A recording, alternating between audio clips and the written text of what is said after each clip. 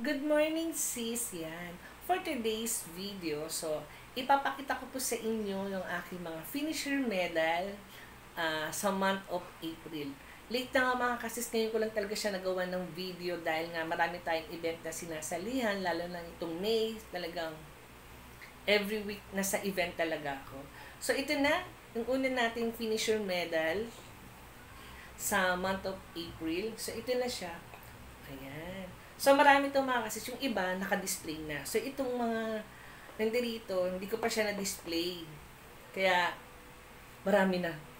So, ito yung ating Rexona. Rexona Manila legs. So, ito siya. Ayan, ang ganda. So, ayan, di ba mga sis? So, ito, color blue. Manila legs. So, ayan. So, ginanap po yung events sa may grandstand. So, dun po tayo tumakbo. And then, yung pangalawa naman is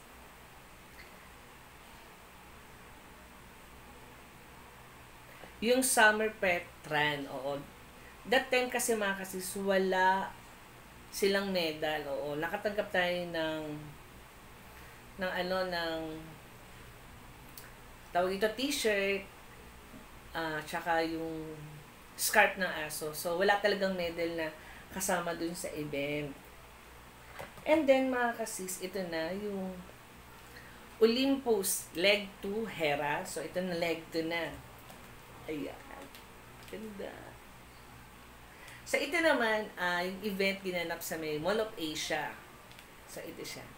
So, talagang na-receive ko itong medal na to, nakaganto na yung naka-plastic talaga siya. And then, nung nilinis ko na, ibinalik ko din yung plastic mismo dun sa medal. Kasi mga kasis, ito, nakamagnet yan, natatanggal talaga siya. So, para secure at okay yung medal ko, nilagay ko din sa plastic. So, ito yung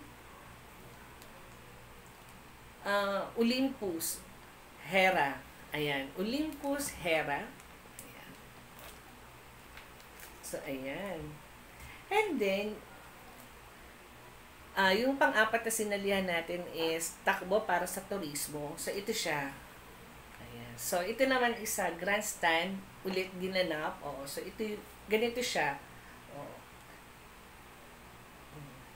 Acrylic, mga kasi. So, yan yung mga sinalihan natin sa month of April. Bali, 4 yun. So, meron tayong Rexona 10 Miller series. And then, meron din tayong Summer Petran. And then, meron tayong Olympus Leg 2 Hera. At meron tayong takbo para sa turismo. So, bali, 4 yung sinilihan nating event sa month of April.